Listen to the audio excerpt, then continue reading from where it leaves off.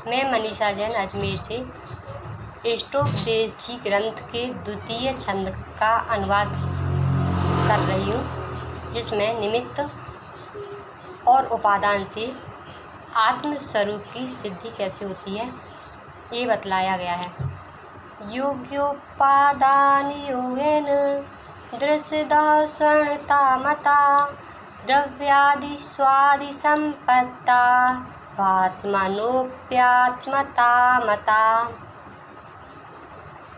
योग्योपादान योगेन, योग्य उपादान के योग से अर्थात योग्य उपादान के मिलने से दृश्यदा मतलब स्वर्ण पाषाण, स्वर्णता मता स्वर्णपना मिलना, दृश्यदा स्वर्णता मता स्वर्ण पाषाण को स्वर्णपना प्रकट होना।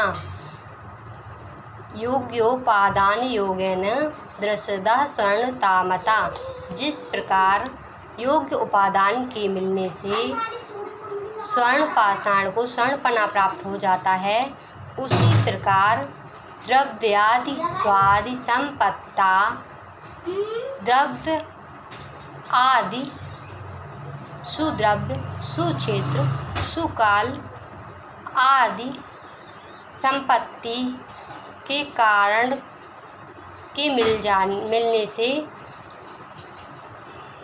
आत्मनोप्यात्मता मता आत्मता मता आत्मा को संसारी जीव को भी शुद्ध आत्मस्वरूप की प्राप्ति हो जाती है। जिस प्रकार योग्य उपादान के मिलने से स्वर्ण पाषाण को स्वर्णपना मिल जाता है, उसी प्रकार सुद्रव्य सुक्षेत्र सुकाल आदि कारण रूप सामग्री मिल जाने पर संसारी जीव को भी शुद्ध आत्मस्वरूप की प्राप्ति हो जाती है। जैसे कार्य दो प्रकार के होते हैं। कार्य दो प्रकार से होते हैं, एक उपादान कारण और दूसरा निमित्त कारण।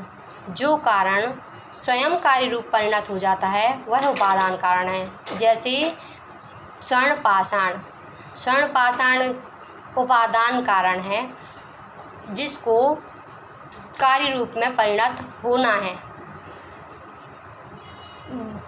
और जो कारण कार्य रूप होने में सहायक होते हैं वे निमित्त कारण होते हैं। जैसे सुनार आदि नैमित्तिक कारण हैं स्वर्ण पाषाण को स्वर्णपना प्राप्त कराने में। उसी प्रकार इस संसारी जीव को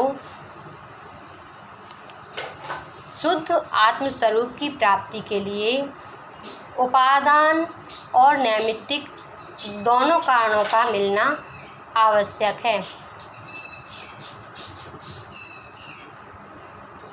उपादान कारण मनुष्य, इस संसारी जीव उपादान कारण है और उसमें सुद्रव्य कुलीन मनुष्य, सुक्षेत्र अर्थात कर्मभूमि, सुकाल अर्थात दुष्मा सुषमा काल और भाव छपक श्रेणी के योग्य से अपने सम्यकत्व ज्ञान चारित्र भाव प्राप्त होते हैं। मुक्त होने में संसारी आत्मा उपादान कारण है और मनुष्य भाव नाराज संघनन कर्मभूमि चौथा काल आदि ये नैमित्तिक कारण हैं। दोनों तरह के समस्त कारण मिलने पर ही शुद्ध आत्मस्वरूप की प्राप्ति होती है। जब दोनों तरह के समस्त कारण एक साथ मिल जाते हैं तब आत्म स्वरूप की प्राप्ति हो जाती है।